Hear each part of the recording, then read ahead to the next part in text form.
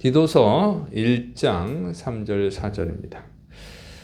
자, 이제 하나님의 때를 가르쳐 주는 거예요. 하나님의 때를 이렇게 말합니다. 디도서 1장 3절. 자기 때에 자기의 말씀을 전도로 나타내셨으니 이 전도는 우리 구주 하나님이 명하신 대로 내게 맡기신 것이라. 하나님의 때. 여기 자기 때가 바로 자기가 하나님이에요. 그래서 자기 때는 하나님의 때입니다. 그리고 이 때라는 것은 시간을 의미하는데 신약 성경은 헬라어로 돼 있죠. 헬라어를 그리스어라고도 하고 히라보라고도 해요. 근데 이제 이 헬라어, 그러니까 지금 그리스라고 하는 나라가 있죠. 그 나라가 고대 그리스어를 말하는 거예요. 헬라어. 그래서 이렇게 헬라어로 또 그리스어로 기록을 해서 시간이라고 하는 단어가 이제 헬라어에는 두 가지가 있어요. 크로노스라는 시간과 카이로스라는 시간이 있어요. 그래서 크로노스는 쉽게 말하면 이렇게 24시간 흘러가고 있는 일반적인 시간을 말합니다. 카이로스는 일반적인 시간의 어느 시점이 특별한 의미 또는 특별한 역사적 사건 이런 것이 되는 거예요. 그래서 어떻게 순간의 시간이라고도 하고 이 특별한 의미가 되고 특별한 사건이 되니까 그거는 특별한 시간 이렇게 이해하면 됩니다. 그래서 이 특별한 시간을 기회의 시간이라고 하는 거예요. 그래서 이거를 기회를 잘 잡으면 그것은 성공하게 되고 승리하게 되고 행복을 얻게 되고 뭐 소원을 이루게 되고 뭐 이렇게 되는 것입니다. 그래서 이 3절에서 자기의 때라고 그랬죠. 자기 때에 자기의 말씀을 전도로 나타내셨으니 그랬는데 이 자기 때는 이 카이로스라고 하는 단어를 썼어요. 특별한 의미를 갖는 시간. 그래서 이 카이로스라는 단어를 썼는데 그러나 이 성경을 해석을 할 때 그러면은 이 그리스어, 그러니까 헬라어 단어의 개념대로 그대로 이렇게 사용해야 되느냐? 그것은 맞지는 않습니다. 이 크로노스와 카이로스는요, 그리스 신화에 나오는 그 시간의 신들이에요. 시간의 신들. 사도 바울이 이 그리스 신화의 개념을 가지고 이 단어를 썼을 리는 없죠. 사도 바울이 이 헬라어를 쓴 것은 그 당시 이 헬라어가 로마 제국의 공용 언어였기 때문에 헬라어를 써야만 알아듣는 거예요.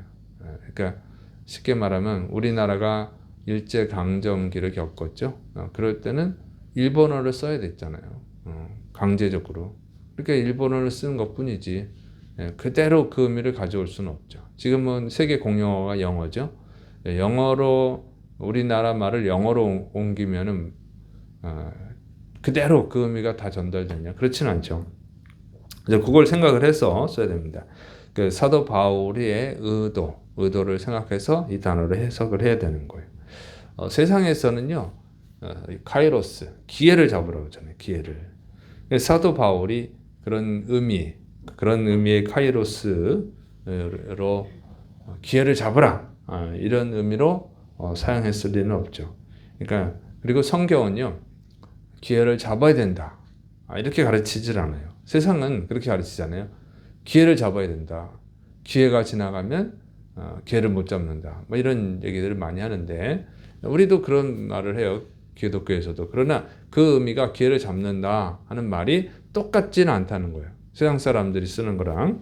그래서 성경적으로 보면은 기회를 우리가 보통 이렇게 세상에서 기회를 잡아야 된다 이렇게 표현하니까 교회에서도 기회를 잡아야 된다 이런 표현을 쓰긴 하지만 그러나 성경적 의미에서 그런 의미는 아니에요. 성경에서는 기회를 잡기를 원한다고 해서 인간이 기회를 잡을 수 있는 게 아니에요. 성경은 기회를 잡으라고 가르쳐 주지 않아요. 기회라고 하는 것은 잡을 수 있는 게 아닙니다. 기회라고 하는 것은 하나님이 주셔야만 되는 거예요. 그리고 그 기회도 하나님이 잡을 수 있게 은혜를 베푸셔야만 잡을 수 있는 것이죠. 아무리 인간이 기회를 잡으려고 해도 기회를 잡을 수 있질 않아요. 잡으시는 게 아니라는 말이죠. 뭐 세상에서는 그런 말도 하죠. 인간은 3번의 기회가 있다. 3번 기회라고 하는 것이 온다. 그걸 놓치면 인생은 실패한다. 뭐 그런 얘기 있고 그 기회를 잡으면 성공한다 그러는데 성경적인 의미가 아니에요. 성경은 3번 기회가 오는 것이 아니죠. 그래서 이 기회라고 하는 것은 철저히 하나님의 은혜가 있어야 됩니다. 자, 그래서 이 성경적 의미의 카이로스는 뭐냐? 하나님의 때죠. 하나님의 때는 하나님이 역사하시는 시간, 하나님이 찾아오는 시간, 하나님이 특별한 은혜를 베푸는 시간, 이런 것이 성경적 의미의 카이로스로 봐야 되죠. 자, 그래서 3절에 자기의 때는 하나님이 은혜를 베푸시기를 작정하신 때입니다. 자기의 말씀은 뭐냐면 온 인류를 구원하기 위한 복음을 뜻하는 거예요. 그 복음, 말씀은 복음이죠. 그래서 자기 때에 자기의 말씀을 전도로 나타내셨으니 이 의미는 뭐냐면 하나님이 인간에게 은혜를 베푸시려고 작정한 때가 돼서 하나님이 자기의 말씀, 즉 복음, 온 인류에게 구원의 기회를 주기 위해서 예수님이 십자가에서 죽으시고 부활하신 그 복음, 그 복음을 전도로 나타내셨다, 그런 뜻이에요. 그리고 그 전도의 사명을 받은 사도 바울에게 맡겼다는 거죠. 그 전도의 사명을 사도 바울에게 맡겼다, 그런 뜻입니다. 그래서 사도 바울에게 있어서 하나님의 때는 뭐냐면 부활하신 예수님이 찾아오신 때예요. 그래서 사도 바울에게 부활하신 예수님이 찾아오셨죠.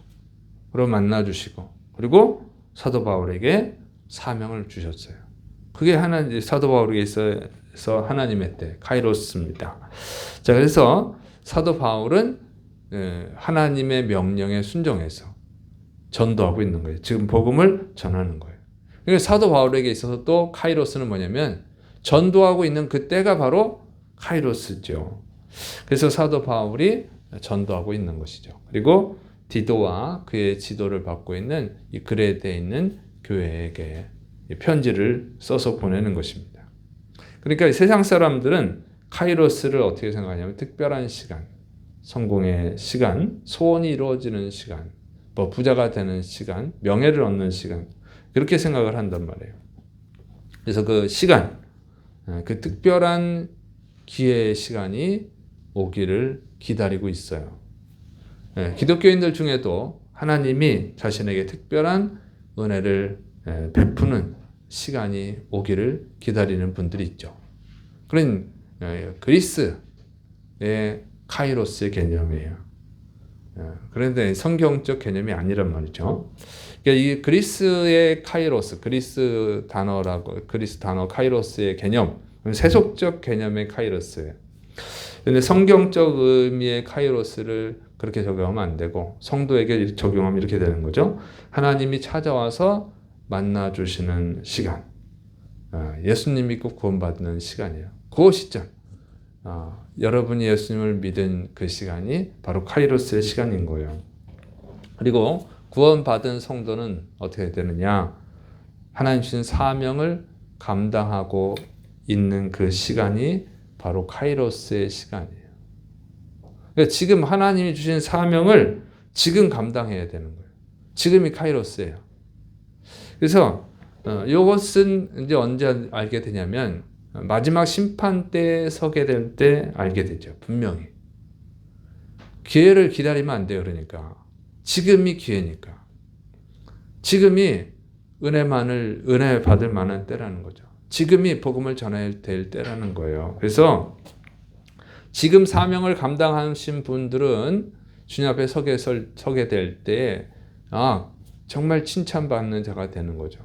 그러나 지금 사명을 감당하지 않고 기회가 오기만을 기다리고 있는 분은 심판 때에 서게 될 때에 그 하나님 주신 카이로스의 시간을 그냥 거부했음을 알게 되고 후회하게 될 것입니다. 그래서 이 시간은 지금이라는 거죠. 그래서 이 열처녀의 비유에 나오죠. 열처녀의 비유. 이 미련한 처녀들은 미련한 5 처녀들은 주인이 올 때를 기다리고 있죠. 그래서 그때 준비하려고, 그때 기회를 잡으려고 등불을, 기름을 준비하지 않고 있어요. 그때가 오면 기름을 준비하려고. 그런데 슬기로운 5 처녀들은 항상 준비되어 있죠.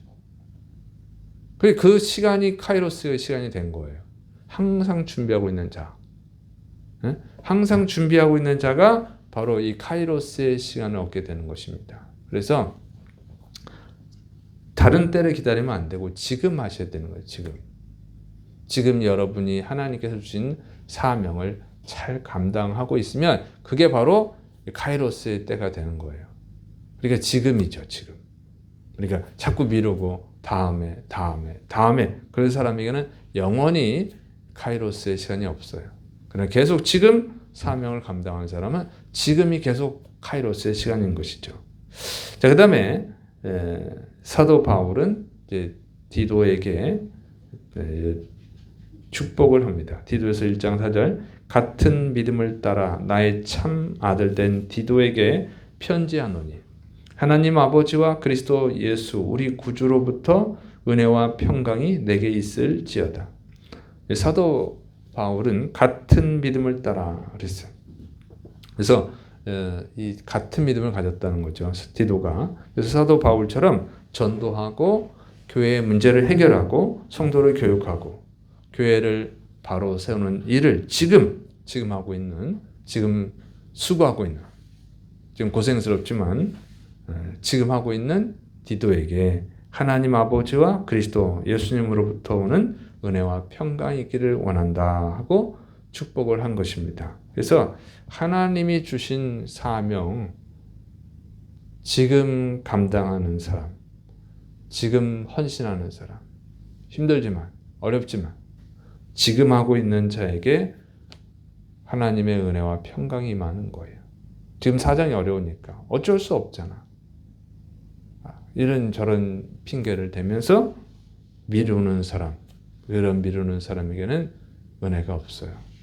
그래서 달란트의 비유도 주인이 올 때까지 계속 일하고 있던 그 사람들이 바로 카이로스의 시간을 잡은 것이고, 그리고 잘했다, 칭찬, 착하고 충성된 종이라는 칭찬을 받은 것입니다. 그에게는, 그러니까 지금 하고 있는 사람들, 그 사람들 하나님의 은혜와 평강이 있는 줄을 믿으시기 바랍니다.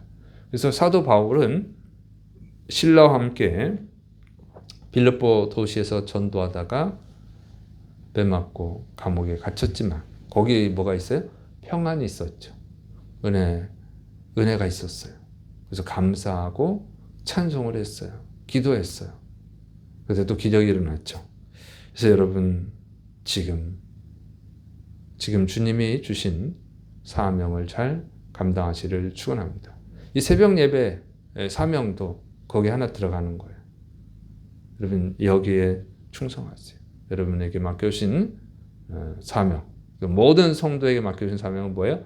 기도와 전도죠. 그래서 여러분 잘 감당해서 사도 바울이 디도에게 축복했던 그 은혜와 평강이 하나님으로부터 여러분에게 또 저에게 임하기를 축원합니다. 기도하겠습니다.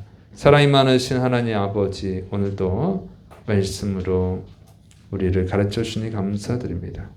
주님이 주신 사명, 오늘 감당하는 자, 오늘 충성하는 자가 되게 하여 주옵소서. 주께서 역사하심 믿고 예수님의 이름으로 감사하며 기도드립니다. 아멘.